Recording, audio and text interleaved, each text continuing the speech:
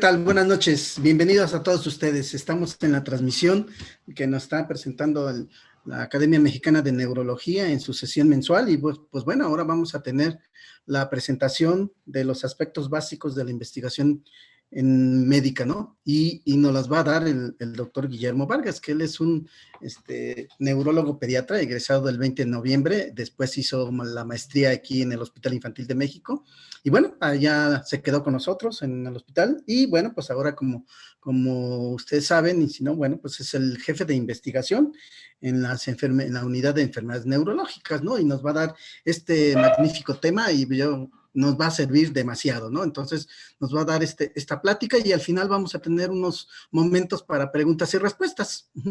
Entonces, pues no tengo más que agradecer a LAE por esta presentación, por haberme invitado a presidirla y pues también al doctor Guillermo Vargas por haber aceptado, ¿no? Entonces, te dejo el micrófono, Guillermo, y bueno, pues muchas gracias por tu presentación. Bueno, ¿qué tal? ¿Cómo están todos? Muy buenas noches. Me permito presentarme. Soy el doctor Guillermo Vargas López. Soy neurólogo pediatra y neurofisiólogo. Soy el jefe actualmente de la unidad de investigación en enfermedades neurológicas del Hospital Infantil de México Federico Gómez, y quiero agradecer la invitación que la Sociedad Mexicana de Neurología Pediátrica me ha hecho para poder impartir estas dos charlas que intentan ser un pequeño taller introductorio para los aspectos de investigación. Quiero agradecer profundamente al doctor Oscar Benavides, presidente de la Sociedad Mexicana de Neurología Pediátrica, por el interés en que se den ese tipo de temas y por darme el gran honor de poder compartirlos con todos ustedes. Bueno, pues en estas dos charlas que tendremos en dos noches separadas por una semana, en la noche del día de hoy nos toca una primera parte que será muy relacionada con los aspectos básicos de la metodología de la investigación. El objetivo de estos dos charlas buscan solamente dar algunos indicios muy básicos de cómo podemos llevar a cabo un proceso de investigación que pueda culminar por lo menos en un primer acercamiento de presentación de un trabajo. Y de la misma manera que ustedes con un poquito más de situaciones, de dedicarle algo de tiempo y algunos otros aspectos de profundizar un poco más en aspectos metodológicos y en la redacción del escrito médico, podrían llegar a tener una buena publicación. Entonces, pues vamos a comenzar estas series de charlas. Lo primero que voy a partir es que me gusta hablar un poquito en mis charlas, iniciar con algunas frases que están un poco relacionadas con el tema. La primera frase es una frase muy interesante de Lewis Carroll que van a encontrar ustedes en el libro de Alicia a través del espejo. Es una frase un poco rebuscada y bastante interesante que dice lo siguiente: nunca te imagines ser diferente de lo que a los demás pudieras parecer o hubieses parecido que fueras, si les hubieses parecido que no fueras lo que eres. Esa es una frase que hace la reina de corazones a Alicia cuando están hablando un poco de lo que es la similitud entre la mostaza y un flamenco. El flamenco cuando están jugando croquet. Esta frase, que es un poco rebuscada, lo que busca nosotros decirnos Lewis Carroll, es muy similar a una vieja frase árabe. Esta vieja frase árabe versa de la siguiente manera: si tú te encuentras en el desierto y te encuentras a una persona y esta persona te dice que tienes cara de camello, bueno, pues ignórala. Pero si te vuelves a encontrar a otra persona que por cierto te dice nuevamente, te dice lo que te dijo la persona pasada, tienes cara de camello, entonces detente y vete en un espejo. Esa es una frase interesante porque lo que nos hace ver a nosotros es un principio básico de la investigación. En primera instancia, la investigación siempre nosotros tenemos que tener un espíritu crítico que surge a través del pensamiento científico. Es una situación importante porque nosotros en nuestro quehacer médico del día al día definitivamente nos encontramos ante distintas circunstancias para la toma de decisiones en nuestros pacientes. En ocasiones nos encontramos ante una situación de una opinión de un experto. No porque sea experto realmente deberíamos de considerarlo como un dogma de fe, sus aseveraciones con respecto al cuidado del paciente. Debemos de tener un pensamiento crítico y poder juzgar si realmente esta opinión de experto se basa en literatura científica. nosotros buscamos procurar lo mejor de nuestros pacientes basados en ciencia. Y eso es justamente lo que debe de hacer un investigador, un médico que queramos dedicarnos a la investigación. La siguiente frase es una frase de un físico español que me gusta mucho, que es George Weinberg. George decía lo siguiente: el científico busca lo común en lo diverso, separa lo esencial de lo superfluo, y es lo que continuamente hace Sancho Panza, que busca respuestas sensatas a los disparates de Don Quijote. En ocasiones nos encontramos ante situaciones disparatadas de la clínica, o tal vez opiniones un poco disparatadas. Vale la pena tener este juicio clínico y empezar entonces a buscar dentro de estos disparates qué tanto es de real o no es real la evidencia que podría él aportarnos como un experto. Qué tanto en ocasiones nuestras ideas, que parecían un poco disparatadas, realmente las tendríamos que llevar a una comprobación científica para poder comprobar que realmente son aspectos de la ciencia que estamos aplicando de forma correcta. La ciencia, los que nos dedicamos a la investigación, en ocasiones nos movemos entre Sancho Panza y Don Quijote, entre la locura y entre traer esa locura a la realidad, o viceversa. En ocasiones, esa realidad, llevarla a la locura, es decir, tratar de llevarla hacia un campo teórico de la ciencia. Bueno, pues esos son los aspectos que debemos de considerar en el quehacer científico. Definitivamente, para poder empezar un poquito a hablar sobre esta primera introducción de un taller de metodología e investigación, tenemos que hablar un poco del surgimiento del pensamiento científico.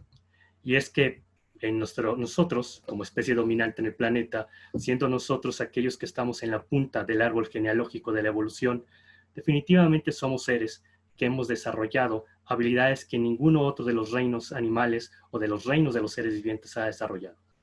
Y esto es los aspectos adaptativos y exaptativos en los aspectos cognitivos. Eso es algo muy importante, porque esta característica tan peculiar que nos hace humanos es lo que ha hecho que nuestra especie domine el planeta. En ese sentido, nosotros hemos, a través de los millones de años que existen las especies que son muy similares a nosotros, que son los Ardipithecus, los Australopithecus, los Parantopithecus, los grupos Homo. Tenemos alrededor de 6 millones de años en este planeta. Nosotros somos el último millón de años aproximadamente. Nosotros, a diferencia de los demás ramas homínidas, podríamos decir que hemos tenido eventos que han hecho que podamos nosotros desarrollar el pensamiento científico. Esos aspectos de la crítica, de la evidencia científica, a través de la crítica de los hechos, por la observación de los fenómenos naturales. Estos eventos adaptativos han sido únicos en nuestra especie y además han agregado, gracias a estos eventos adaptativos cognitivos, eventos exaptativos cognitivos, como es la moral, los aspectos de la ética, la apreciación de la belleza y el arte. ¿Qué es lo que hizo que nosotros pudiéramos desarrollar esto a través de la evolución de nosotros como una especie homínida?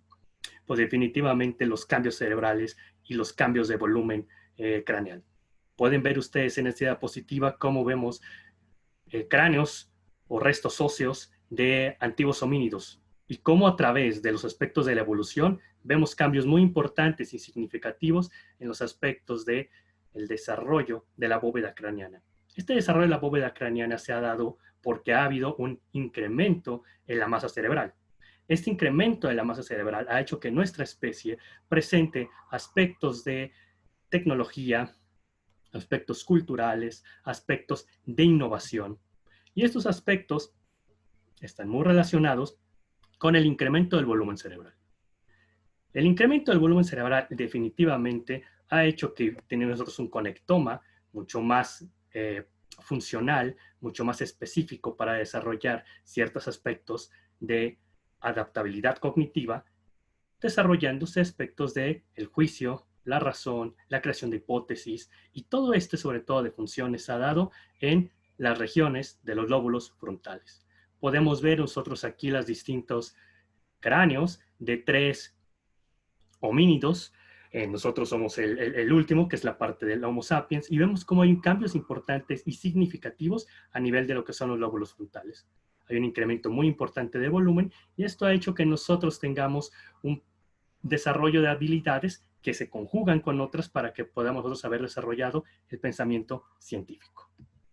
El pensamiento científico se hace muy formal definitivamente en la antigua Grecia. Y en este cuadro de Rafael Sanzio, llamado La Escuela de Atenas, podemos ver nosotros cómo se representan las distintas artes y las distintas ciencias que había en la Grecia antigua, en el mundo antiguo. Podemos ver nosotros en el centro los aspectos de la filosofía, podemos ver los aspectos astronómicos aquí. Aquí está la primera astrónoma mujer del mundo. Podemos ver los aspectos un poquito de la literatura en la parte más superior. Podemos ver nosotros aquí los aspectos de las matemáticas euclidianas, pero quiero que pongamos bastante atención, sobre todo en el centro de este cuadro. Y es que aquí aparecen dos grandes figuras, son personas claves en el desarrollo del pensamiento científico. Por un lado tenemos a Sócrates, que es el padre de la filosofía, con su método mayéutico que revolucionó toda la forma de cuestionarnos y observar muchos de los fenómenos, tanto de la naturaleza como fenómenos sociales, que su alumno fue Platón, y posteriormente el alumno de él fue Aristóteles, que es la persona central que estamos viendo aquí. Aristóteles es el padre de la ciencia antigua, y categoría la ganó dado que con Aristóteles se hizo toda la taxonomía de la ciencia. Este hombre, que fue un hombre genio Aristóteles, lo que hizo fue haber podido desmembrar cada uno de los conocimientos del mundo antiguo y categorizarlos en distintas ramas, que son las ramas iniciales de la ciencia, habiendo la biología, habiendo la astronomía, habiendo los aspectos matemáticos, los aspectos filosóficos. Si no hubiera sido por estos grandes sucesos y estos cambios paradigmáticos del pensamiento que hubo en la antigua Grecia, no podríamos nosotros contar con todos los aspectos de la ciencia que actualmente tenemos. El pensamiento científico que ellos desarrollaron nos ha permitido que grandes personajes a través de la historia se hayan presentado ante nosotros dándonos diferentes propuestas de distintas áreas de la ciencia. Podemos ver a Galileo Galilei, por ejemplo, que es el padre de la ciencia moderna, con muchos aspectos de haber fortalecido más en los aspectos del método científico, entre otros grandes científicos que ustedes pueden reconocer aquí en esta diapositiva. Hablemos un poco de qué es la ciencia para poder pasar a esta parte de la metodología de la ciencia. Y una definición que vale mucho la pena considerar es la de este filósofo de la ciencia argentino que reside en Canadá, que es Mario Augusto Bunge, quien acaba de fallecer en febrero de este año.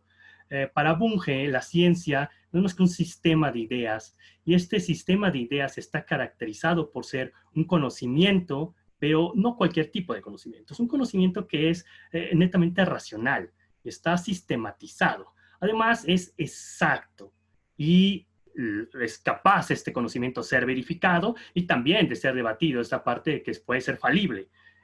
¿Y para qué nos sirve este conocimiento sistematizado? Bueno, pues para elaborar construcciones conceptuales del mundo, tanto en aspectos teórico-normativos como en aspectos más pragmáticos o prácticos. ¿Cómo se obtiene la ciencia? La ciencia la obtenemos a través de la observación y la razón. Y es aquí por eso la importancia de que el pensamiento científico surgió en la antigua Grecia, porque ellos fueron los padres de la lógica y de los aspectos de la taxonomía y los aspectos de esa situación de la mayéutica. Y tenemos nosotros que recordar cómo en todos estos trasfondos de la Grecia viene definitivamente esto que Bunge habla de parte de definiciones conceptuales, que es que la ciencia se obtiene a través de la observación y la razón. Y esto sirve para la deducción de principios y leyes generales. La deducción pues viene de la parte de la lógica de la antigua Grecia. Hay un aporte muy importante para que la ciencia sea ciencia, y es que la ciencia no es ciencia si no se tienen hechos verificables, y eso es sumamente importante. Es importantísimo que comprendamos que para que haya ciencia tenemos que estarla verificando todo el tiempo, y para verificarla necesitamos de un método. Este método se llama método científico. Y a través del método científico es como nosotros hacemos el proceso de investigación.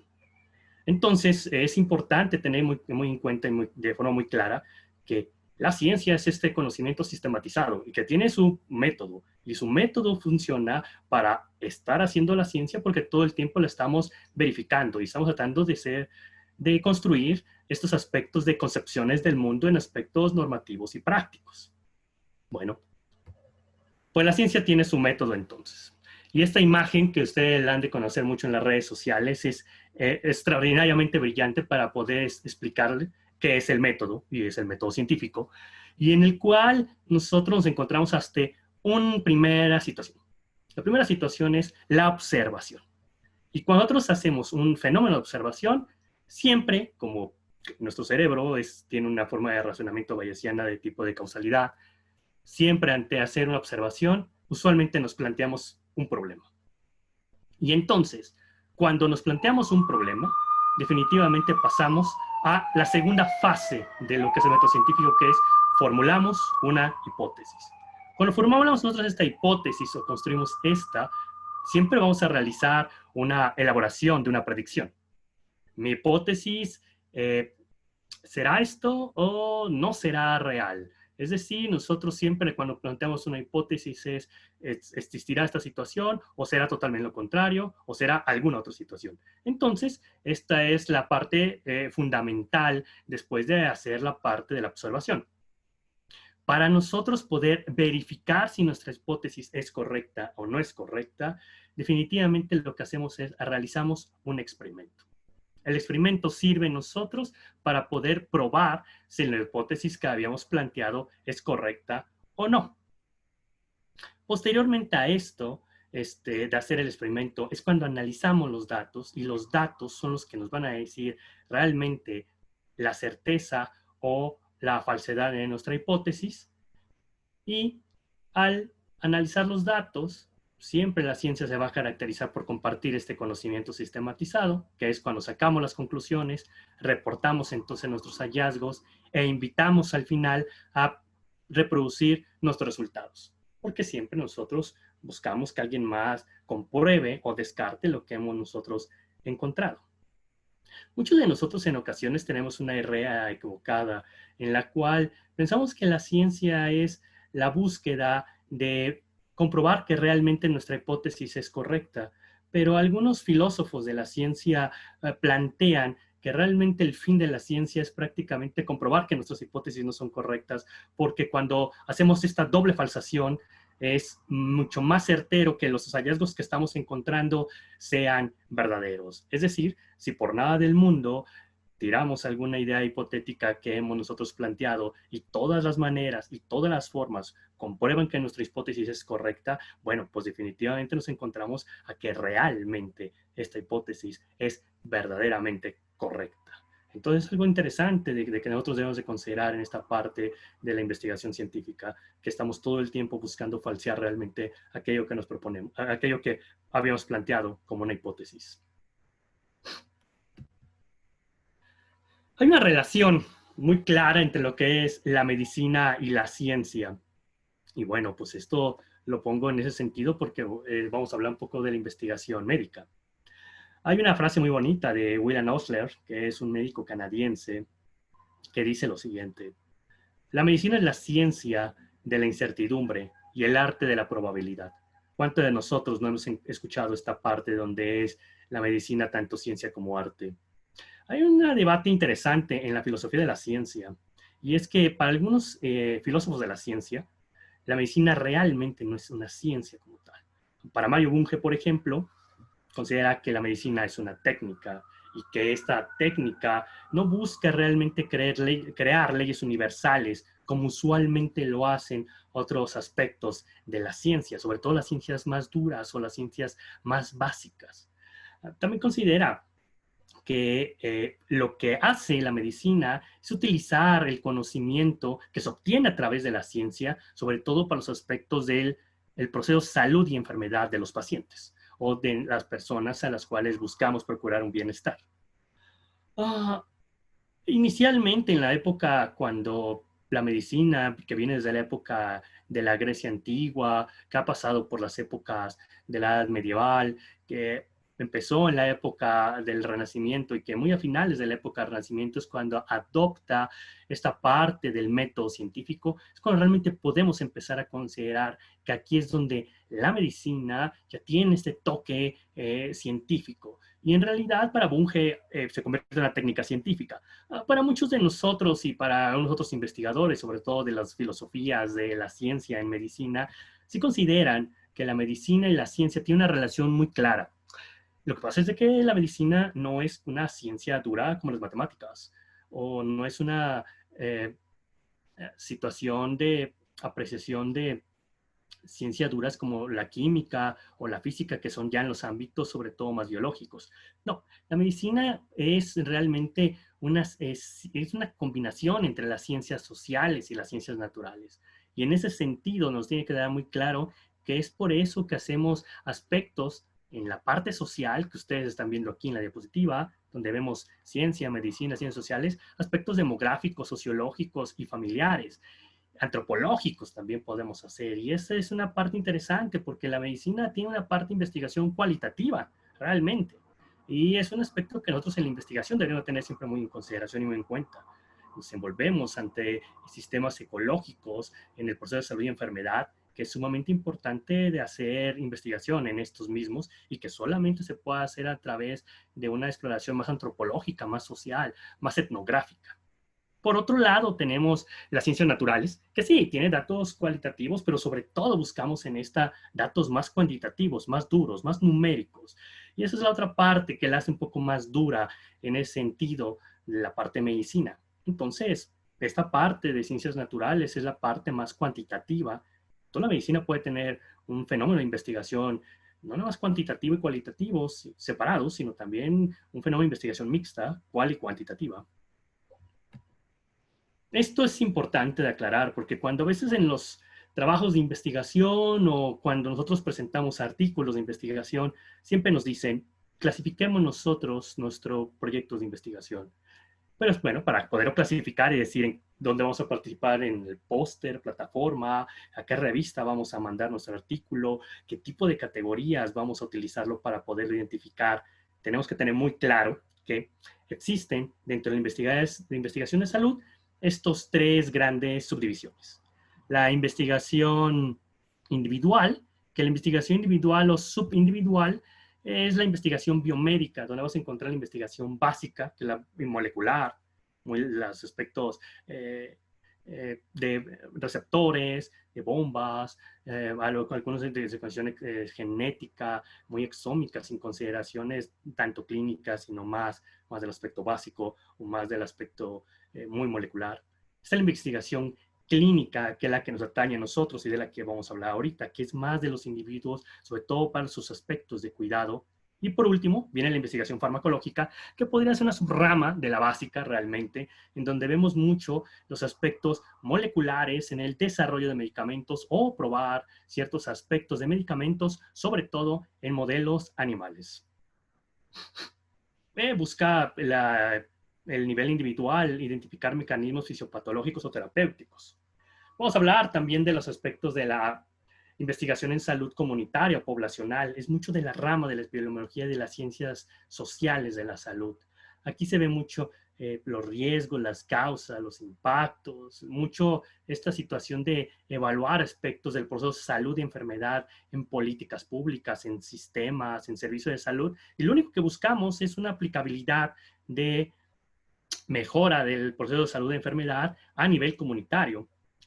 Tiene sus diferencias sumamente importantes, porque cuando uno escala un proyecto de investigación, de la investigación clínica a la investigación comunitaria, es totalmente distinto en muchos sentidos, en los aspectos de operación de la propia situación de salud y enfermedad a nivel de campo, también los impactos. En ocasiones, muchas veces, cuando llevamos nosotros un proceso de salud y enfermedad que hemos estudiado en la clínica con cierta eficacia, eficiencia, se pierde o se diluye ese efecto a nivel de las comunidades. Y eso es esperado normal porque hay factores socioculturales que involucran a las poblaciones y por lo tanto hacen que haya falta de adherencia a intervenciones, a tratamientos o a distintos tipos de circunstancias que van a mitigar el impacto que vemos nosotros en poblaciones pequeñas. Es un campo sumamente apasionante y es un campo que es sumamente interesante de entender, comprender, sobre todo por las realidades que vemos actualmente y que nos tienen ahorita teniendo estas conferencias a través de medios electrónicos. Está el último sistema, que es el de investigaciones económicas y epidemiología sociocultural. Este lo que busca sobre todo las interacciones ya entre los microsistemas, mesosistemas, en sistemas biológicos o sistemas ecológicos de los procesos de salud y enfermedad. Y es también un sistema es una situación interesante de investigación porque nos permite mucho articular redes de atención, procesos de investigaciones poblacionales más a escalas nacionales o más a escalas regionales o globales. Y bueno, el único interés es hacer crítica y proposición sobre aspectos más grandes de los procesos de salud y enfermedad dentro de sistemas sociales, dentro de sistemas políticos o dentro de sistemas geográficos. Tenemos al final que esta interacción entre la investigación de laboratorio, la investigación clínica, la investigación poblacional, es donde encontramos cuando se unen estos grandes círculos de la investigación, estos grandes áreas de la investigación, por la medicina translacional. Hay medicina translacional que muchos de nosotros buscamos hacer entre los aspectos de la investigación de laboratorio con la clínica. Tenemos también otros que también nos gustan mucho los aspectos poblacionales y estamos tratando de hacer migraciones bidireccionales entre la clínica y la poblacional con la poblacional y la clínica. Entonces, son campos y áreas sumamente interesantes a considerar. Vamos a hablar de la investigación clínica ya. Y la investigación clínica también ya es conocida actualmente como epidemiología clínica. Este concepto de epidemiología clínica lo creó el doctor Alan Feinstein, un eminente epidemiólogo y matemático en Canadá. Tiene libros sumamente interesantes de cómo hace estas propuestas del juicio clínico, hace esta parte de la epidemiología clínica, los ejes arquitectónicos de la misma. Y bueno, la definición que a mi consideración es la más certera en la forma práctica de qué es investigación clínica. Investigación clínica para Feinstein es el estudio de un grupo de personas con el fin de obtener una evidencia para que podamos tomar decisiones en sus aspectos del cuidado. Y los aspectos del cuidado es algo importante de ir empezando a categorizar y tener claro qué son. Pues son los aspectos diagnósticos, pronósticos, de tratamiento, entre otras grandes circunstancias. Entonces, es una investigación que surge mucho de estar a un lado del paciente, de la misma cama del paciente, de estar viendo continuamente todos los días pacientes. Eso es lo que es la investigación clínica y eso es lo que nos atañe mucho en la investigación médica. Nosotros como médicos nos enfrentamos ante problemas que nosotros queremos resolver, que son problemas de nuestros pacientes. El método de investigación de la epidemiología clínica es único y corresponde al método científico, tiene un cierto método científico, pero desde el punto de vista de la metodología científica, en la epidemiología clínica vale la pena tener algunas consideraciones que hace el doctor Friaco, que me gustan bastante.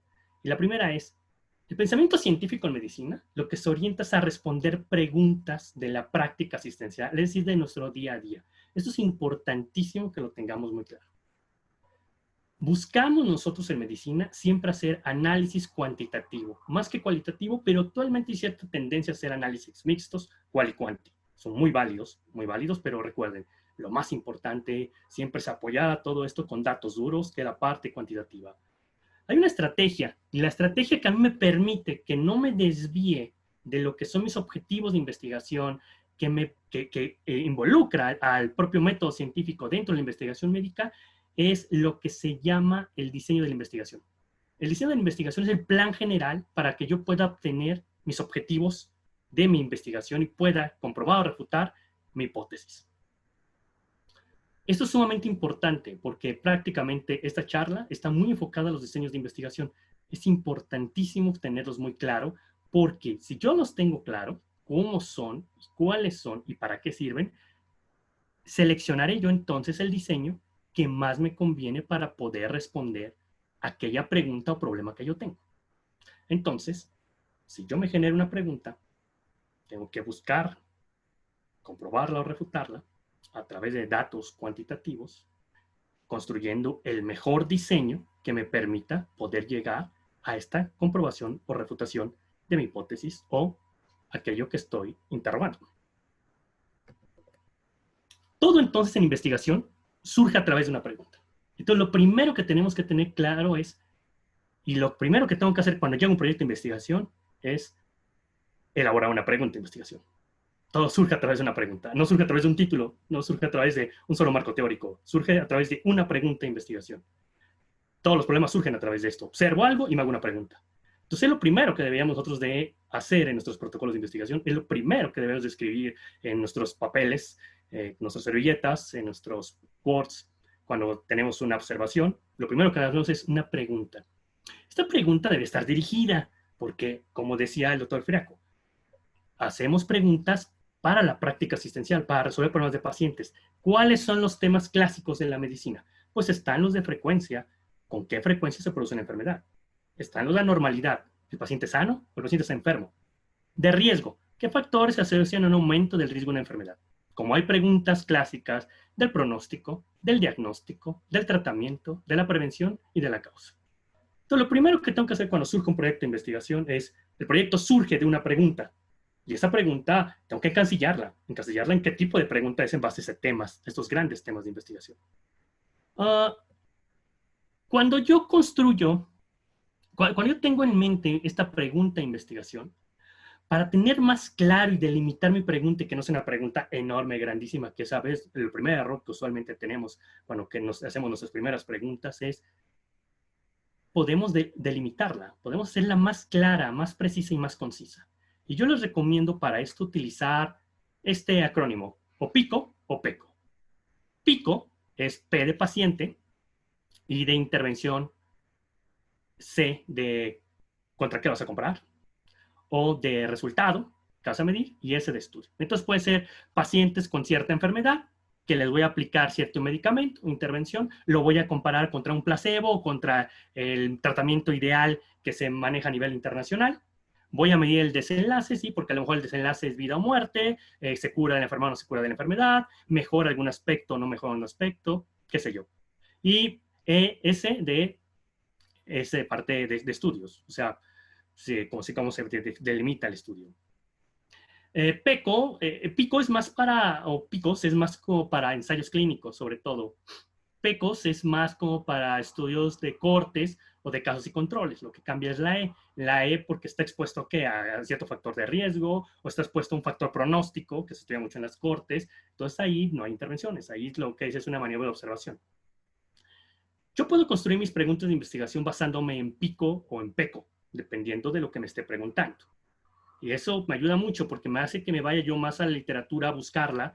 Busco en la literatura para delimitar esto, en qué pacientes, qué intervenciones, o qué tengo que observar, o contra qué lo voy a comparar, qué desenlace espero. Y eso es muy claro. Cuando tú haces tu pregunta de investigación es más sencillo delimitar al final una nueva pregunta, una pregunta ya final, que tenga estas características y que diga, voy a investigar esto en ese tipo de pacientes, de esta manera, con estas cosas, etcétera, etcétera, etcétera. Pero hay que ver la calidad de la pregunta, no nada más la construcción. Y para saber la calidad de la pregunta, ustedes pueden utilizar el acrónimo FINDER. La F es de que sea un estudio o una investigación que sea factible. Y para que sea factible, necesitamos tener esas características. Adecuado número de sujetos, porque ¿qué me sirve un estudio de 2 personas en ocasiones? No va a poder arrojar nada. Bueno, claro, si quiero escribir algo... Hay que ver la calidad de la pregunta, no nada más la construcción. Y para saber la calidad de la pregunta, no va a servir para escribir, pero si quiero probar un medicamento, si quiero ver un factor de riesgo en 2 sujetos, no es factible, no funciona así.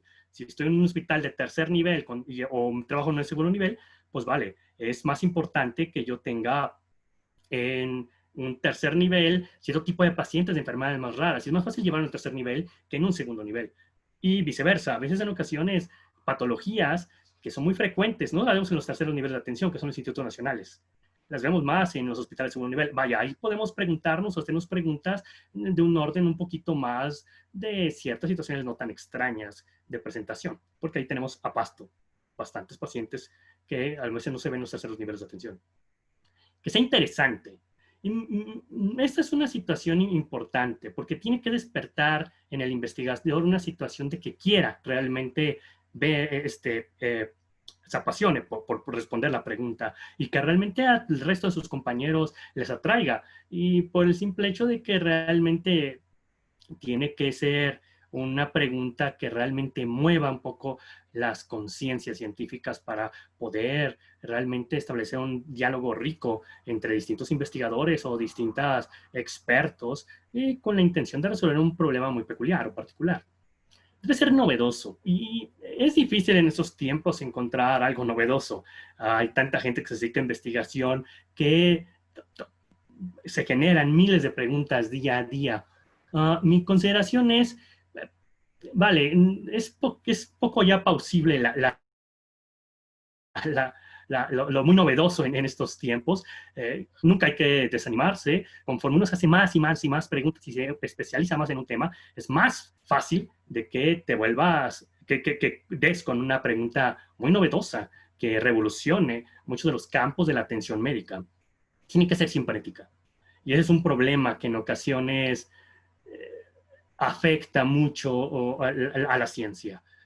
Esta manía a veces de querer publicar o querer hacer investigación nubla un poco a veces nuestros juicios y hace que hagamos situaciones poco éticas. Debemos ser sumamente respetuosos con los aspectos éticos, porque, bueno, la ética es algo con lo cual debe de moverse continuamente la investigación. La investigación no debe tener afinidades personales, políticas, gubernamentales. La ciencia es ciencia y la ciencia es aquello que produce el cambio hacia un bienestar de nuestra especie homínida, que somos nosotros, el Homo sapiens sapiens. Debe ser relevante sobre todo. También es muy importante para que la hagamos. Si ustedes tienen una pregunta que cumpla las características FINER, perfecto. Ya estamos del otro lado. Tiene una pregunta con muy buena calidad. Ok, una vez que tenemos qué es lo de la pregunta, que es de donde surge los aspectos de la investigación, tenemos que seleccionar cuál es el mejor diseño para poder contestarla. Y entonces, en ese sentido, para poder contestar cuál es el mejor diseño, les quiero presentar a ustedes lo que es los ejes arquitectónicos de la investigación. Y en los aspectos de los ejes arquitectónicos de la investigación, quiero decirles a ustedes que existen distintas maneras de cómo nosotros podamos abordar estas situaciones del diseño de la investigación. Vale. La primera eje arquitectónico se llama basado en fenómenos naturales. Y existen dos modelos, el estudio de causa y efecto y los estudios de proceso. Primero vamos al de causa y efecto. El de causa y efecto es muy sencillo. Hay un estado basal de alguna condición, en este caso es dolor. Hay una causa es una maniobra que puede ser una maniobra de intervención, es decir, aplico, no sé, una terapia cognitivo-conductual, un medicamento, cambio de dieta, o puede ser una maniobra de observación, es decir, que simplemente veo que un grupo tiene una cierta característica y otro grupo tiene otra característica que le ha dado su propio medio sociocultural o ciertas situaciones del aspecto de la enfermedad. Es decir, en alguna población comen una cosa, en otra población comen otra, pero el investigador ahí no tuvo que hacer esta maniobra o imponerla, sino simplemente se da de forma muy natural, por ciertas circunstancias socioculturales o ciertas circunstancias en los aspectos del proceso de salud de enfermedad. ¿Qué es lo que pasa? Que esta situación de causa afecta al estado basal, en este caso es dolor, y el resultado es alguna situación en el dolor. Por ejemplo, puede ser disminución o incremento. Entonces aquí ven los dos tipos de maniobras. Puede haber una maniobra en la cual puede ser una maniobra de tipo de intervención, que es analgésico y se está comparando contra un placebo. O pueden ser observacionales también. Puede ser a lo mejor de que son sujetos que a lo mejor, sin que nosotros decidamos, estamos viendo dolor entre gente que hace yoga y gente que no hace yoga. Y bueno, pues nosotros ya no decidimos que esa gente hiciera yoga, simplemente seleccionamos un grupo que hiciera yoga. Y esa es una maniobra de observación de tipo natural. Los estudios de causa y efecto nos sirven mucho para hacernos preguntas de causalidad, sobre todo tres grandes preguntas: factores de riesgo, pronóstico y tratamiento. Este es un ejemplo. Este es un estudio que es un ensayo clínico muy famoso, que es para los que sobre todo se dedican a la parte de esclerosis múltiple en pediatría. Y vean este, por ejemplo. Vemos nosotros que el estado basal de este artículo en pacientes pediátricos de 10 a 17 años con esclerosis múltiple, ese es el estado basal, tenían cierto puntaje en su escala expandida del estado de discapacidad, que es la EDS.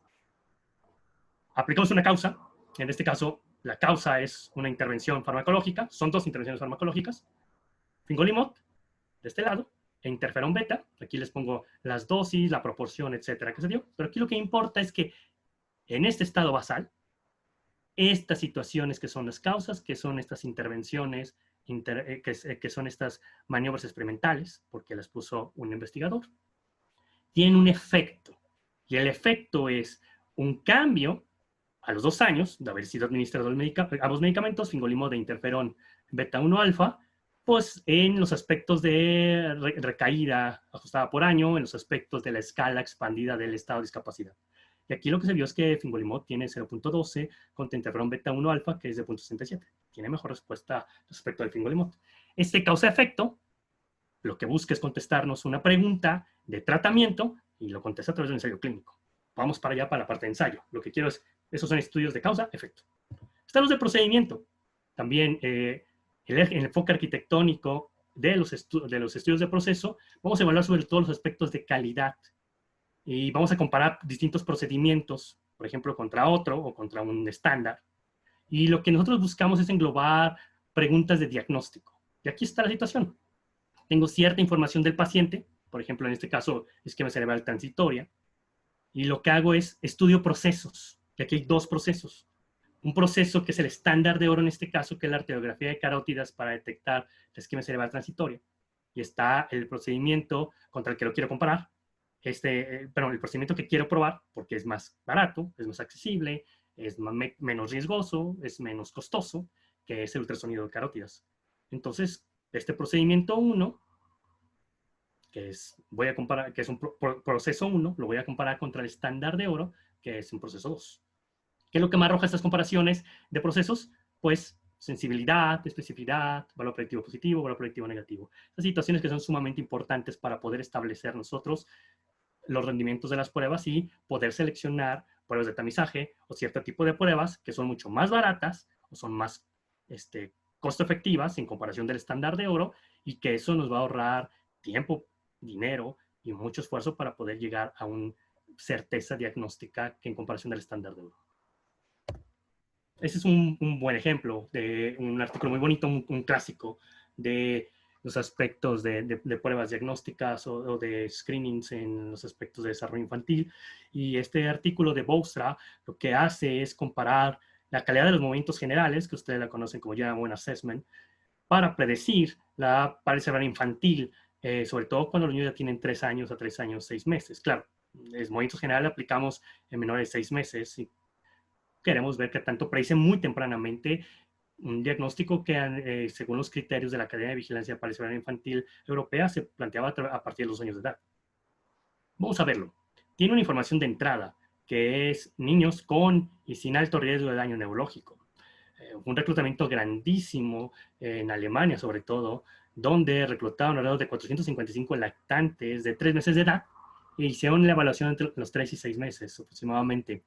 Aplicaron calidad de movimientos generales y se esperaban a que tuvieran todos estos niños 3 años, 6 meses, de los 2 años en adelante hasta los 3 años, 6 meses aproximadamente, estuvieron evaluándolos a través de los criterios de la Academia de Vigilancia para Parálisis Cerebral Infantil en Europa, que es el estándar de oro.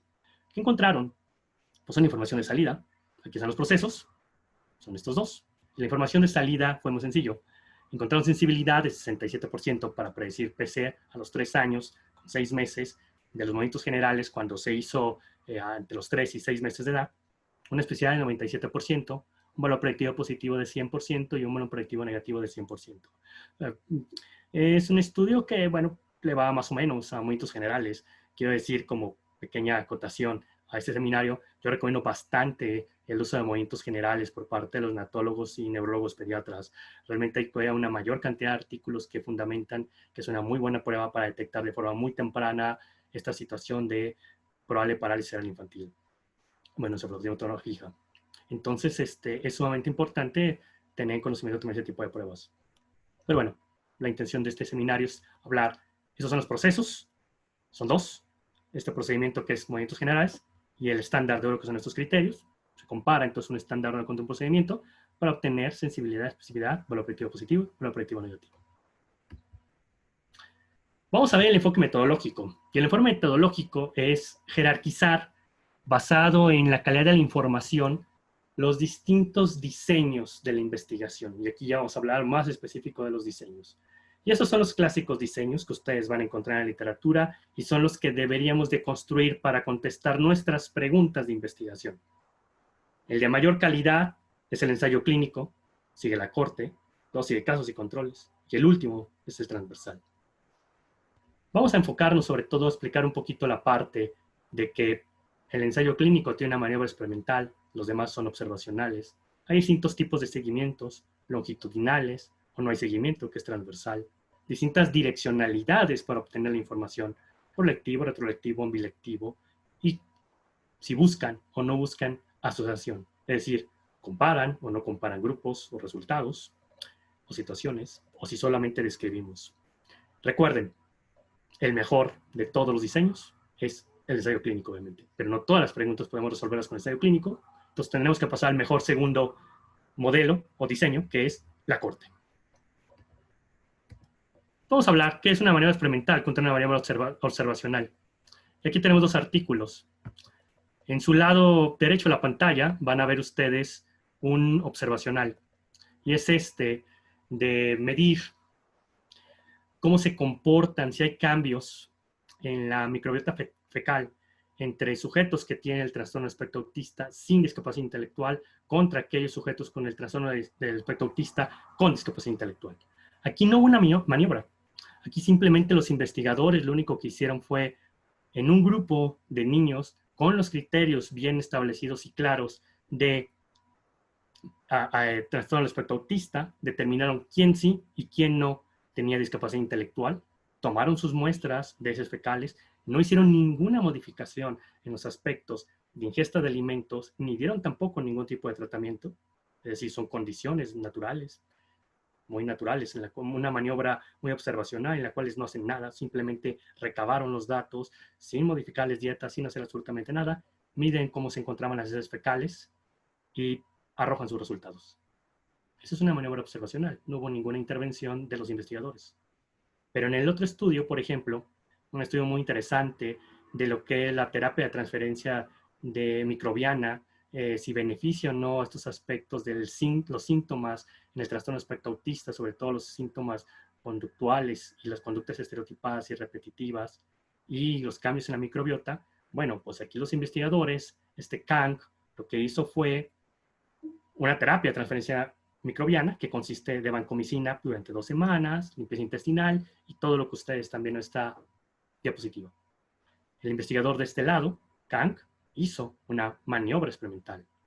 Intervino directamente sobre un grupo de niños y hizo estos cambios para ver si había cambios en la microbiota por su maniobra experimental y si esto ayudaba o no a mejorar o paliar ciertos aspectos conductuales del trastorno espectro autista.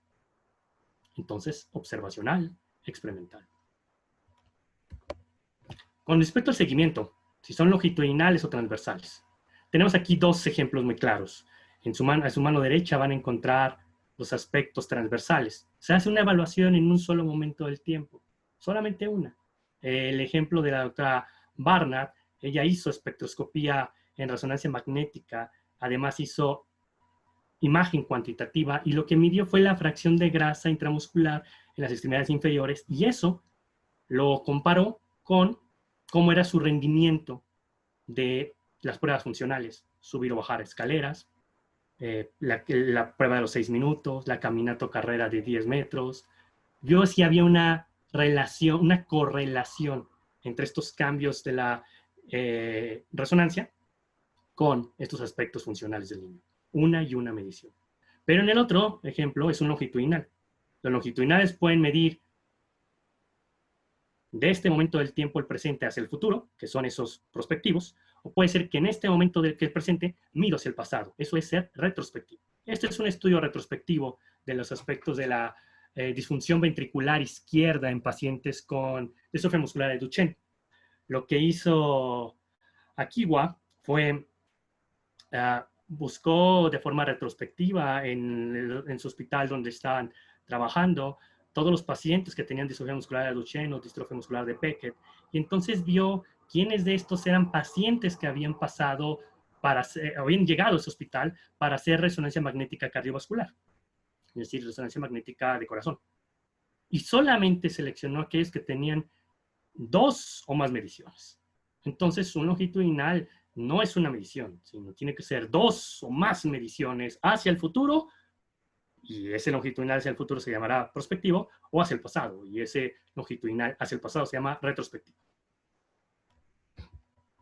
La direccionalidad de cómo obtengo la información, y es decir, si yo me paro en un momento presente de que va a arrancar mi estudio por primera vez y voy a ir hacia el futuro, pues yo estoy creando mis encuestas, mis variables, mi metodología, de tal manera que a partir del arranque del estudio estoy captando información hasta el final.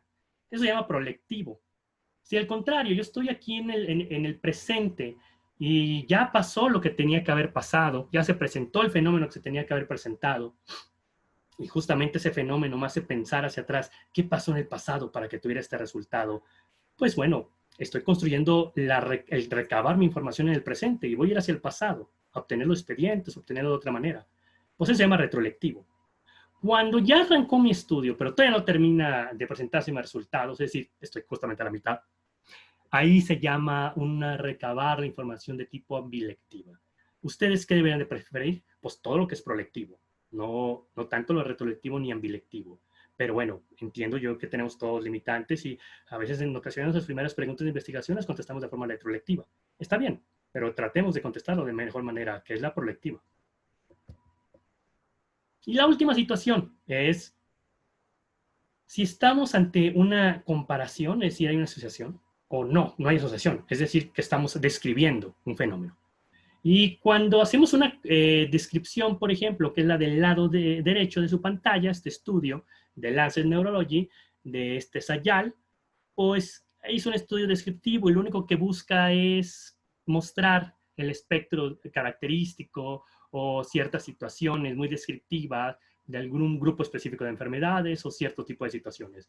Cuando hacemos nosotros estos reportes de casos, son esto justamente, son descripciones de ciertas situaciones del proceso de salud de enfermedad. Vean, por ejemplo, esto. El objetivo de esta revisión era describir la prevalencia en comunidad del trastorno de afectación y hiperactividad de niños y adolescentes, barreras para acceder a la atención, costos asociados, etcétera. Bueno, un ejemplo, el artículo dice, la prevalencia global del trastorno de afectación y hiperactividad va del 5 al 29%, según esta revisión de Sayal. Son buenos artículos porque nos hacen conocer mucho aspectos de prevalencia de ciertos fenómenos, nos ayudan a conocer los fenómenos también del proceso de la enfermedad, pero se prefiere en la ciencia siempre tener aspectos un poco más duros, más fuertes, y en ese sentido un estudio comparativo nos da mayor información. Por ejemplo, en este estudio, que es de Bianca del Ponte, es un artículo interesante del 2018, donde ella busca evaluar esta asociación entre consumir azúcar en los niños de 6 a 11 años de edad y la incidencia de TDA. Y lo que hace son dos grupos, dentro de una comunidad muy grande, que es la comunidad de Pelotas, que es una comunidad que es como la Framingham de Brasil. Y bueno, pues en esta lo que busca es, si hay una asociación entre aquellos niños que consumen más azúcar, tendrán esa cantidad de esos niños mayor incidencia del déficit de atención y hiperactividad contra aquellos que consumen menos azúcar y hay menos niños con déficit de atención y hiperactividad. Pues no encontrarán asociación. Pero es interesante, aquí están comparando grupos con ciertas características y buscan otra característica si se presenta o no. Es un estudio de asociación, es un estudio clásico de corte de seguimiento. Estos son muy buenos aspectos metodológicos a considerar en comparación de un descriptivo, pero ninguno es despreciable, son válidos para hacerlos. Bueno, vamos a verlo ahora, por último, por enfoque clínico. Entonces, esto me va a hacer ya pasar a algún aspecto más práctico, porque el enfoque arquitectónico de causa y efecto, el enfoque arquitectónico de estudios de proceso, más todos los diseños que hay, me sirve para que yo tenga un panorama de cómo construir el enfoque clínico, que es mi enfoque práctico, que es con el que deberíamos operar realmente, pero no podemos operarlo si no lo conocemos. Lo que busca este enfoque clínico es muy claro. ¿Cuál es la mejor manera de resolver mi pregunta de investigación? Que es un problema práctico médico. Recordemos entonces primero, los estudios de proceso buscan sobre todo comparar procesos. Y eso habla de una pregunta diagnóstica. Los estudios de causa y efecto, en donde hay un estado basal, hay una maniobra, puede ser experimental o observacional, y hay un efecto. Pues estos se llaman estudios de causalidad. Y en medicina hay 3 causalidades que nos importan mucho: factores de riesgo, pronóstico y tratamiento. Vamos a ver entonces ahora los diseños. Primer diseño.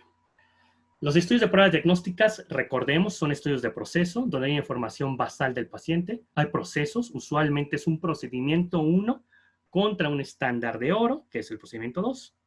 El estándar de oro es el ideal para llegar a confirmar o descartar un proceso de enfermedad. Y entonces, cuando comparo estos procedimientos, procedimiento contra estándar de oro, es decir, estos 2 procesos, tengo una información de salida, que son el rendimiento de las pruebas. Este es el diseño de las pruebas diagnósticas. Y son muy bonitos porque, miren, el secreto es que yo tenga una población que voy a delimitar muy bien, la tengo que seleccionar muy bien, a esa población, ese tipo de pacientes con una patología. Obtengo una cantidad de pacientes a los cuales los voy a poner a pasar 2 procesos. Proceso 1, el gol estándar, que es el que me ayuda a mí a establecer si la enfermedad está presente o la enfermedad está ausente. Y además les paso una prueba que es el procedimiento 1 del proceso 1, que va a competir contra el gol estándar. Y entonces la prueba va a ser positiva o negativa. Y entonces construyo una clásica tabla de 2x2, que es muy sencilla de construir, en la cual pongo mi gol estándar arriba, pongo mi prueba aquí de ladito, y entonces tengo los que tienen la enfermedad presente y la prueba positiva, son verdaderos positivos. Aquellos que tienen la enfermedad presente y la prueba negativa, falsos negativos. Ausente la enfermedad, positiva la prueba, falso positivo. Y ausente la enfermedad, prueba negativa, verdadero negativo. Esto es sumamente importante porque cuando yo construyo esta tabla de 2x2, voy a poder yo determinar 4 aspectos fundamentales de lo que es el rendimiento de las pruebas que se comparan contra el gol estándar. Sensibilidad, especificidad, valor predictivo positivo y valor predictivo negativo. Y todo es verlo desde de una perspectiva y desde otra perspectiva. Nosotros a la sensibilidad y especificidad la llamamos como son las pruebas que, son estos aspectos que se relacionan mucho con la presencia o ausencia de la enfermedad. Veamos la definición, es muy sencillo. La sensibilidad es la proporción de aquellos individuos que están enfermos, es decir, aquí está, aquellos que está la enfermedad presente cuando la prueba es positiva. Esto es una sensibilidad. La especificidad es verlo de otra manera. Cuando en aquellos sujetos que la enfermedad está ausente, es decir, son sanos, no enfermos, la prueba es negativa. El valor predictivo positivo y el valor predictivo negativo es verlo de otra manera, y es una manera muy interesante porque ya no es verlo desde el yo paciente o el paciente qué probabilidad tiene de que tenga esa prueba positiva o negativa. Ya es verlo desde la prueba, que a veces como humanos enfrentamos los clínicos. A ver, ¿qué probabilidad tiene un paciente de que con una prueba positiva realmente esté enfermo? Y el valor predictivo negativo es qué probabilidad tiene un paciente que cuando él tiene la prueba negativa, que estamos aquí, realmente no tenga enfermedad, es decir, esté libre, esté sano. Es verlo de 2 distintas perspectivas. A veces sirve más el valor predictivo positivo y el valor predictivo negativo para contestarnos preguntas clínicas, porque en ocasiones eso es lo que hacemos, nos preguntamos más desde una prueba en un determinado paciente. No necesariamente a veces nos preguntamos desde la enfermedad hacia el paciente. Son situaciones distintas que deben de considerar según lo que están buscando o según lo que estén construyendo en su pregunta de investigación, dentro de preguntas diagnósticas. Siempre calculamos de todas maneras las 4. Y entonces podemos ver en esa tabla de 2x2, que es de este artículo de Talavera, en donde vemos en hemorragia aracnoidea la tomografía computarizada, que es el estándar de oro, comparado contra un signo muy claro, que es rigidez de nuca. Aquellos que son positivos de rigidez de nuca, negativo, aquellos que tienen el estándar de oro positivo contra negativo. Y entonces la sensibilidad se calcula de forma muy sencilla. La casilla A, que son aquellos sujetos que tenían tomografía positiva más rigidez de nuca, o sea, y rigidez de nuca positivo, fueron 13, 13 entre A más C, es decir, todos aquellos que tienen el estándar de oro presente, independientemente si la prueba fue negativa, pero positiva o negativa. Entonces es 13 entre la suma de 13 más 9, o sea, hace la división, 0.59, pero para obtener el porcentaje por 100, y es 59%. De la misma manera se van haciendo, claro, cambiando las fórmulas, los distintos parámetros. Valor predictivo positivo, especificidad, valor predictivo negativo, la prevalencia, que es la suma de A más C, o sea, los que tienen el estándar de oro presente, sobre cantidad de sujetos del estudio y los aspectos de certeza diagnóstica. Aquí están las fórmulas para que los puedan aplicar cuando presenten sus trabajos. Sin embargo, tomen en cuenta mucho esto. Y en ocasiones es un error de traernos la literatura internacional a nuestra realidad, o cuando nos traemos estudios de tercer nivel de atención o estos grandes multicéntricos y los queremos aplicar a nuestros hospitales que son mucho más pequeños, no los institutos nacionales de salud del país, pero puede ser a hospitales más de segundo nivel, o sí, en ciertos tipos de enfermedades hasta que se presentan más prevalentemente en otro tipo de poblaciones, como judíos askenazí, como poblaciones europeas, etcétera, en comparación de nuestra población latina. Y es, si la prevalencia de la enfermedad en la población de la cual se obtuvieron los valores predictivos de una prueba diagnóstica es diferente de la enfermedad de nuestra población, no es posible hacer de dichos valores, no es posible hacer uso de dichos valores predictivos. ¿Qué valores? Sobre todo de valor predictivo positivo y valor predictivo negativo, ya que se considera que la sensibilidad y especificidad son fijas. No son tan fijas realmente, eso necesitaríamos un curso mucho más profundo y rebasa los objetivos de este, pero bueno, podemos quedarnos ahorita que son un poco fijas.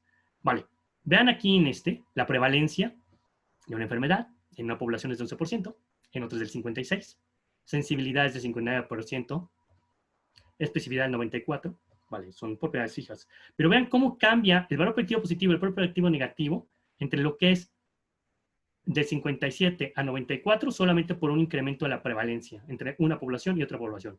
Y el valor predictivo negativo, como baja, por ejemplo, en este caso, del 95 al 64. Esta no es la regla, puede comportarse de 1000 maneras. Y eso es algo muy importante.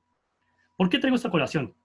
Eso me recuerda mucho a un artículo que está publicado en Pediatrics en el año del 92. Y era una prueba que se llama perfil motor temprano. Perfil motor temprano se desarrolló en un hospital de tercer nivel de atención en Estados Unidos. Es una prueba que ayudaba mucho a detectar a través de ciertos patrones motrices en niños, aplicada al año de edad. Es como una encuesta de tipo dicotómico. La probabilidad de detectar o no parece al infantil. Cuando los autores mandan este artículo, bueno, tiene unos valores espectaculares. Sensibilidad, especificidad, valor predictivo positivo, valor predictivo negativo. Sin embargo, tiene una contestación de una editorial al año de haberse publicado. Y esta contestación de esta editorial es muy buena prueba. Sin embargo, hay un pequeño problema. La prueba fue desarrollada en un hospital de tercer nivel de atención con alta incidencia y prevalencia de niños con factores de riesgo de daño neurológico. Y sobre todo, en un espectro muy severo. Vale, cuando trasladaron los resultados de esa prueba a campo, a segundo y primer nivel de atención, se cayó la prueba. Se cayeron muchos valores predictivos positivos y negativos. Y entonces, una prueba que pobremente podía predecir los hallazgos, perdón, pobremente podría detectar a niños que pudieran tener parálisis cerebral infantil en el futuro, por esta situación de cambio de incidencia y prevalencia. Por eso esto es muy importante para mí, porque los clínicos cometemos un clásico error, y es, queremos trasladar los resultados de nuestros pequeños estudios clínicos a situaciones muy poblacionales o comunitarias, y en ocasiones los rendimientos de las pruebas se caen mucho, y entonces nos empezamos a sorprender que por qué en los hospitales detectamos más y acá detectamos menos. Bueno, por una sencilla razón, hay un sesgo de selección. Lo que llega a los hospitales es lo más severo, es el espectro más grave, es más seleccionado y es mejor que muchas pruebas funcionen o tengan mejor rendimiento en estos lugares que son de tercer nivel de atención y no se comportan de la misma manera a nivel poblacional comunitario de campo. Es algo muy importante tenerlo en cuenta cuando ustedes quieran hacer proyectos de pruebas diagnósticas. ¿Qué más les podría decir yo de esta parte de pruebas diagnósticas? Bueno, pues cuando ustedes hagan esta parte de pruebas diagnósticas, hay otra forma de cómo ustedes pueden mitigar un poco la situación de este cambio de prevalencia, y es que a veces no tienen ustedes los datos para construir la tabla de 2x2, pero pueden utilizar el teorema de Bayes, que es el que les pongo aquí, este es el para valor predictivo positivo. Y aquí lo único que tienen que hacer es sustituir dónde está la prevalencia, dónde está la especificidad, dónde está la sensibilidad para obtener los datos y tener un mejor acercamiento al valor predictivo positivo o valor predictivo negativo en una distinta prevalencia que es a las poblaciones a las que ustedes se enfrentan en comparación a las que nos encontramos en los artículos. Si ustedes van a hacer en una prueba diagnóstica aspectos de prueba de tamizaje, deberían ustedes seleccionar preferentemente, bueno, una prueba de tamizaje que tenga alta sensibilidad y puede tener baja especificidad, no pasa nada. Lo que me interesa a mí es más que la prueba detecte, que sea positiva en aquellos pacientes que son verdaderamente enfermos. Eso es lo que me interesa mucho. Que realmente pueda detectar a los que son enfermos con la prueba positiva. Y esa es la forma más correcta de decirlo. Si ustedes van a no moverse en esta situación de pruebas de tamizaje, si a lo mejor lo que quieren ustedes es determinar una enfermedad, pues entonces lo que ustedes buscan es que el comparador contra el estándar de oro tenga también una alta sensibilidad y puede que tenga alta especificidad. No es tan necesario, pero aquí también se pide mucho alta sensibilidad, pero mejor especificidad que la que tienen prueba de tamizaje. Si ustedes buscan confirmar un diagnóstico, tienen que preferir más alta especificidad sobre alta sensibilidad. Perdón, si ustedes buscan una prueba donde sea diagnóstica, se debe de preferir preferentemente alta especificidad. Puede o no puede haber alta sensibilidad, pero para determinar una enfermedad no hay cómo, pero confirmar un diagnóstico, no hay cómo determinar una alta especificidad. Recuerden una regla de oro, por eso nosotros como médicos no tomamos pruebas diagnósticas de forma consecutiva, repetitiva. Y además esta regla es por la cual las pruebas diagnósticas solamente es como un transversal, hacen una sola medición. La regla es la siguiente. Mientras yo más solicite exámenes o pruebas diagnósticas, sea justificado o no, en los pacientes, es más probable que yo encuentre un resultado anormal en un paciente sano. Y esto es muy clásico, por eso siempre repetimos las pruebas o aplicamos las pruebas solamente en ciertos momentos y no estamos continuamente repitiendo, porque a mayor cantidad de repetir pruebas diagnósticas es más probable que a un sano lo vayamos a considerar enfermo. Esa es la explicación por la cual los médicos no hacemos todo el tiempo pruebas diagnósticas consecutivas en ciertos periodos de tiempo, bajo ciertas circunstancias, y además los diseños son de esta forma, de tipo transversal. Bueno, ¿qué sesgos pueden tener con las pruebas diagnósticas? Bueno, permítame. Con las pruebas diagnósticas existen 3 grandes sesgos que tienen que considerar. El primer sesgo que hay que considerar mucho es que no seleccionen bien a sus pacientes. Y es un problema. Si ustedes no seleccionan bien a sus pacientes, es muy probable que tengan resultados erróneos en 2 grandes direcciones. Primera situación, que seleccionan a sus pacientes en el espectro de la enfermedad más severo, la prueba va a venir muy bien. Pero no, tienen que seleccionar a todo el espectro de la enfermedad, desde leve, moderado, severo. Situación 2, que no determinen quién es sano y enfermo, se les metan entonces sanos. Y esa situación va a hacer que su prueba rinda de menos. Siguiente situación, que interpreten mal la prueba complementaria, es decir, contra lo que van a comparar contra el estándar de oro. Si no tienen claro cuál es o cómo se interpreta la prueba, la prueba complementaria, pueden tener 2 tipos de errores. Error sistemático y el otro error que es el error al azar. Si tienen ustedes un error en donde el cual no saben cómo interpretarlo, pues no van a dar directamente al diagnóstico, van a estar dándole vueltas. Y ese es un error aleatorio. Y entonces los resultados, quién sabe qué van a hacer. Si al contrario, tiene un error de interpretación de la prueba y siempre cometen el mismo error, es un error sistemático. Están siempre saliendo de la situación que deben estar midiendo. Ambos errores son un gran problema, sobre todo en la parte de pruebas diagnósticas, porque no les da entonces el dato fidedigno que ustedes necesitan para determinar todas las variantes de especificidad, sensibilidad, etcétera, de pruebas diagnósticas. Lo mismo sucede con el estándar de oro. Mi consejo es, siempre cuando vayan a hacer una situación de pruebas diagnósticas, tienen que tener a su personal o a ustedes que van a hacer la prueba, que yo siempre sugiero que sea otra persona aparte del investigador, bien capacitado, bien certificado en lo que es la prueba diagnóstica y el procedimiento. Usualmente nosotros hacemos capacitaciones un poquito largas o mandamos a certificar a nuestros personales, a nuestro personal que hace este tipo de evaluaciones, con la gente a nivel internacional que sabe de esto. O en ocasiones, cuando traemos ese tipo de capacitación o es una prueba muy sencilla para capacitar bajo ciertos estándares de calidad, hacemos TRTs o capas de concordancia para estar plenamente seguros que los resultados van a ser fidedignos. Siempre pedimos una capa de concordancia de arriba de 0.8 o pedimos un TRT arriba de 0.8, dependiendo del tipo de prueba.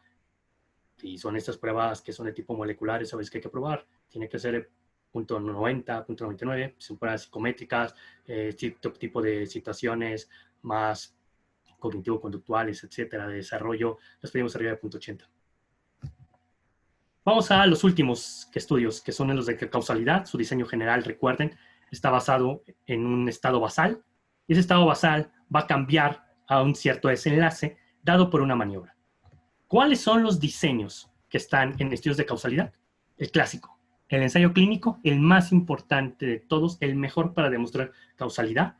Aquí, ese es el estudio experimental por definición, porque aplico una intervención. Yo, investigador, hago una maniobra experimental para que el estado basal cambie un desenlace que voy a medir. Bien, ¿qué es lo que nosotros hacemos? Muy sencillo. El estado basal del sujeto va a pasar por unas maniobras, que son unas maniobras de tipo experimental, para tener un desenlace, pero, voy a yo primero pasar a través de una situación que se llama asignación aleatoria de la maniobra. ¿Qué significa esta asignación aleatoria de la maniobra? Bueno, pues que yo les voy a dar la misma probabilidad para que todos los sujetos que están en este estado basal caigan en el A o caigan en el B. Esto con la intención de que yo pueda disminuir sesgos en el cual se cargue un tipo de sujetos hacia un grupo en comparación al otro, y que mis resultados, por lo tanto, no sean los más fidedignos. También me sirve mucho para diluir otro tipo de situaciones de sesgo que no tengo consideradas o cierto tipo de situaciones dentro de las poblaciones que no tengo medidas, ni siquiera conocidas. Entonces, al dar la misma oportunidad de caer en uno o en otro grupo, puedo tener un resultado mucho más fidedigno entre la diferencia del efecto que vaya a haber entre A con respecto a B. Un ensayo clínico siempre tiene que tener una aleatorización. La otra situación es de que, además, usualmente lo que hago es cegar la parte de la maniobra. Y hay tres tipos para cegar. Ciego 1, que es el ciego simple, el doble ciego o tres ciegos. El ciego 1 lo llamamos cuando nosotros cegamos a nuestro paciente.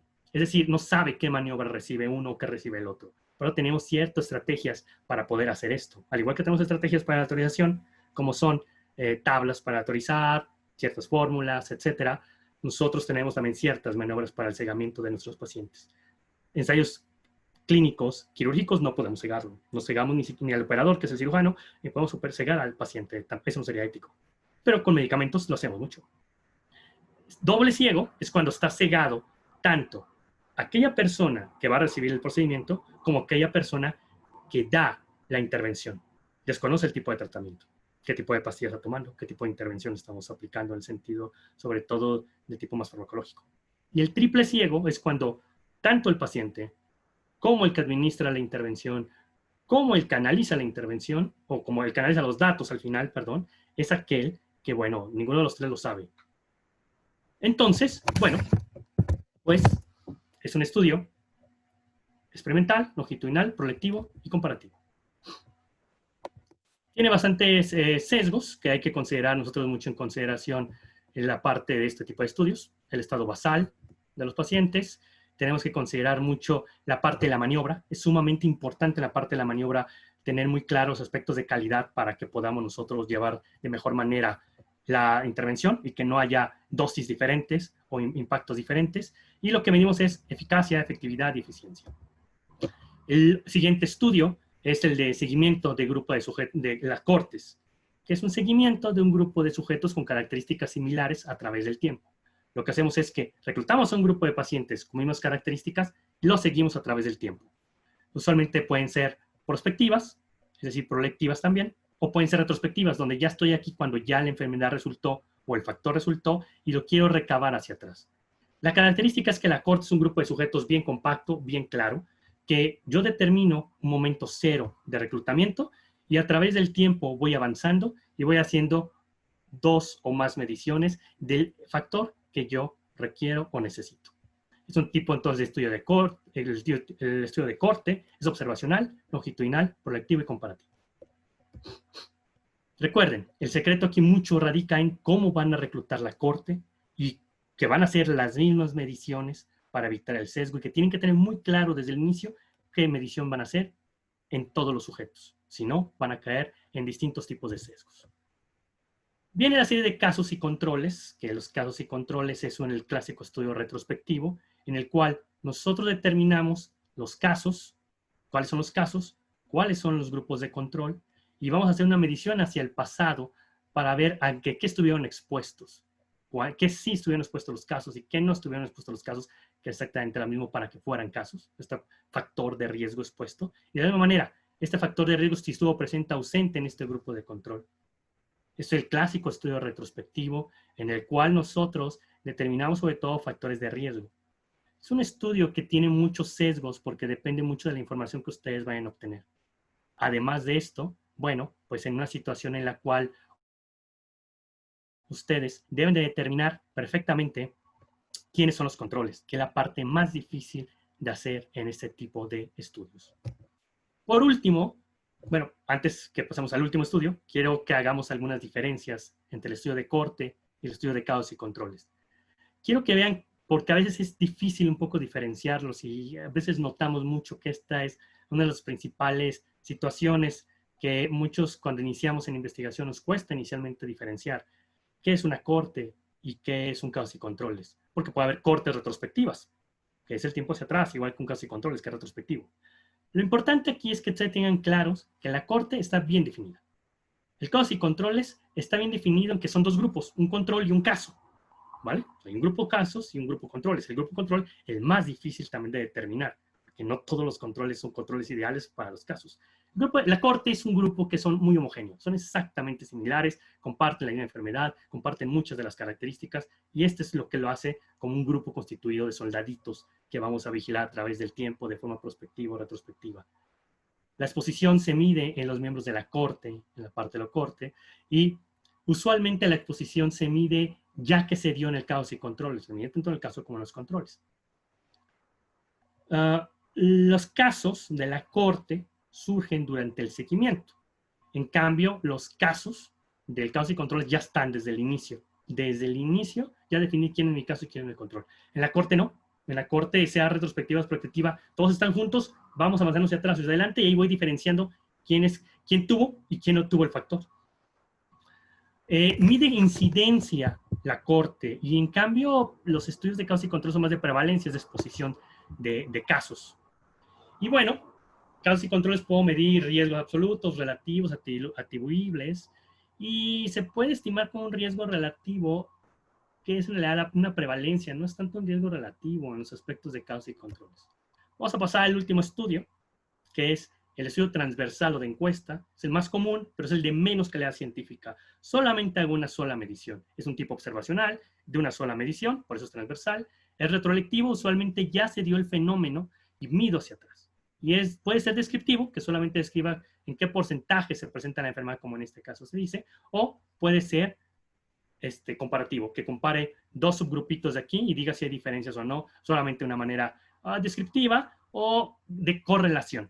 Porque aquí el principal problema que tiene el sesgo es que no puedo establecer ni causalidad porque no hay temporalidad y no hay dirección tampoco a la situación, en ese sentido de que no tengo a través del tiempo mediciones. Entonces, no puedo establecer causalidad en estos, por desgracia, de forma tan correcta, tan adecuada. Algunos lo manejan que sí.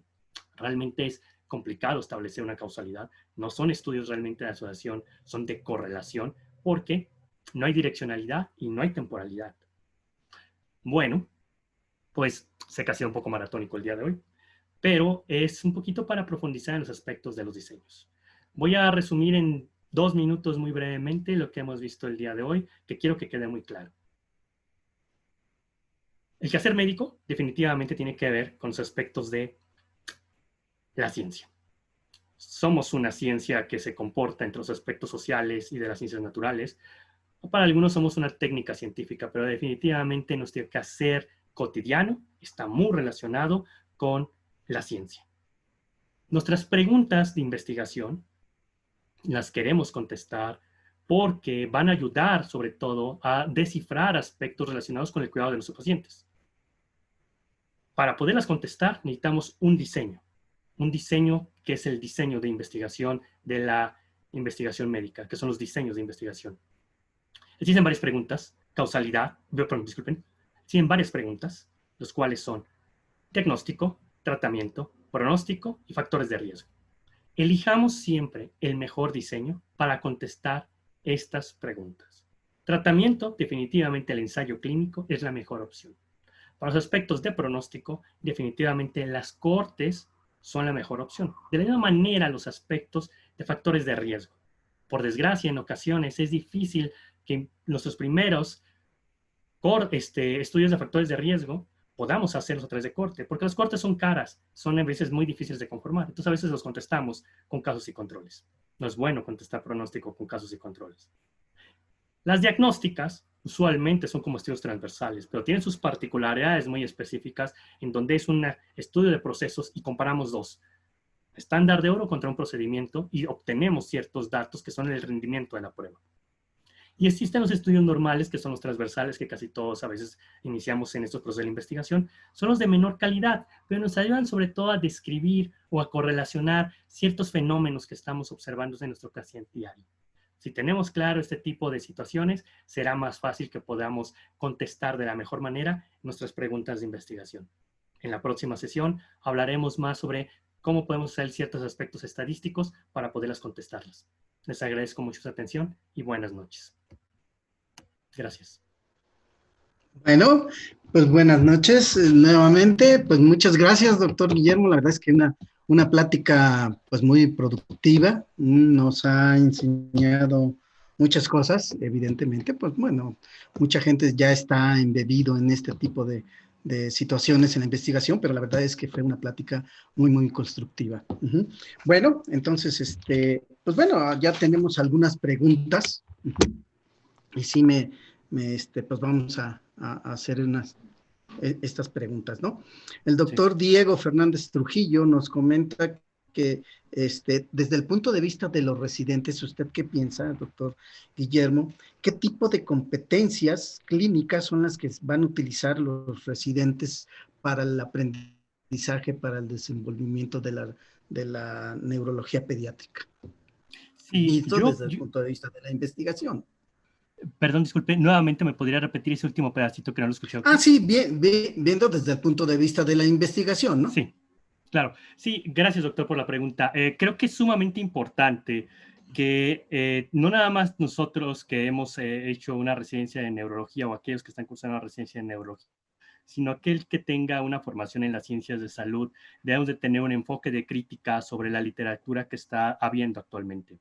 La literatura científica tiene un gran boom, un boom muy importante. Y entonces necesitamos tener herramientas para una adecuada selección de qué es lo que te podemos leer para poder ayudar de la mejor manera y con la mejor calidad de evidencia científica a nuestros pacientes.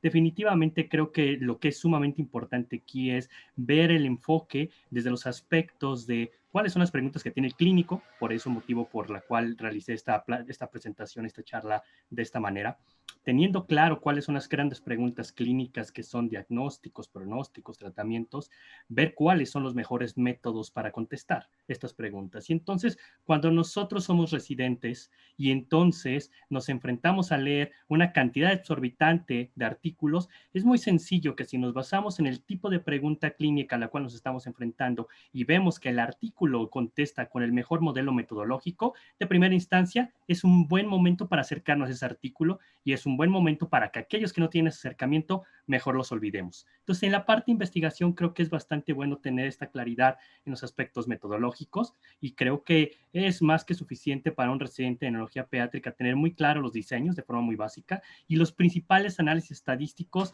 de forma también muy sencilla. Creo que esas serían las mejores competencias en investigación que podría tener un residente. Muy bien.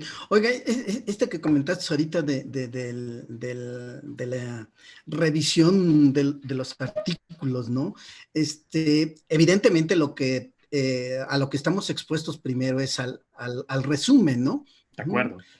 Y yo creo que ahí es donde tenemos que encontrar esta pregunta, ¿no? Este finner, este pico, ¿verdad? Y ahí un artículo bien hecho se nota en el resumen, ¿no? La metodología se ve muy bien. Sí, en el resumen tiene que tener bien expuesto la pregunta, tiene que tener bien expuesto todas estas áreas y las tenemos que identificar para poder decir, este artículo sí vale la pena. Evidentemente, como dices, pues hay muchísimos artículos, ¿no? Sí, ¿Qué opinas en ese sentido? De acuerdo, de acuerdo. Bueno, el doctor André Flores también nos hace otras preguntas. Dice, en su opinión, el doctor Vargas, ¿qué opinión tiene sobre los obstáculos y el potencial para el desarrollo de investigación colaborativa en neurología pediátrica? Neurología pediátrica aquí en México. Sí, claro, por supuesto. Debemos recordar que nosotros en la neurología pediátrica somos una rama bastante joven dentro de las subespecialidades. Podríamos decir que es de las de término de vida media, más o menos, surgió alrededor de los 80s. Hemos tenido en el país un pequeño atraso en los aspectos de investigación y, bueno, toda la formación médica ha tenido en ese sentido un pequeño atraso en comparación del resto del mundo. Creo que actualmente y de hace como unos 5 a 10 años para acá, ha habido más colaboración intersectorial entre distintas instituciones para poder realizar esos aspectos de investigación en la neurología pediátrica. Sin embargo, sí creo que muchos de los aspectos de la investigación, por desgracia, solamente se concentran en los terceros niveles de atención, es decir, en institutos nacionales y centros médicos nacionales, y esto ha sido un poco complicado de poder transmitir hacia los segundos niveles de atención o otros niveles de atención de la práctica de la neurología pediátrica, haciendo que haya una desarticulación realmente entre los aspectos de la gran investigación de institutos con el resto de otros aspectos de la investigación de la neurología pediátrica. Bueno, pues entonces vamos a dar por terminada la sesión. Hay un poquito de problemas con el internet, pero bueno, creo que fue una sesión muy productiva y pues bueno, lástima que no vamos a poder hacer algunas otras preguntas, pero bueno, estas se contestarán en línea posteriormente. Todas las preguntas que se realizaron se contestarán en línea, cada una. Y pues bueno, daremos por terminada la sesión y pues bueno, en nombre de la Sociedad de Neurología Pediátrica, del doctor Oscar Benavides, damos por terminada la sesión y muchas gracias por su asistencia.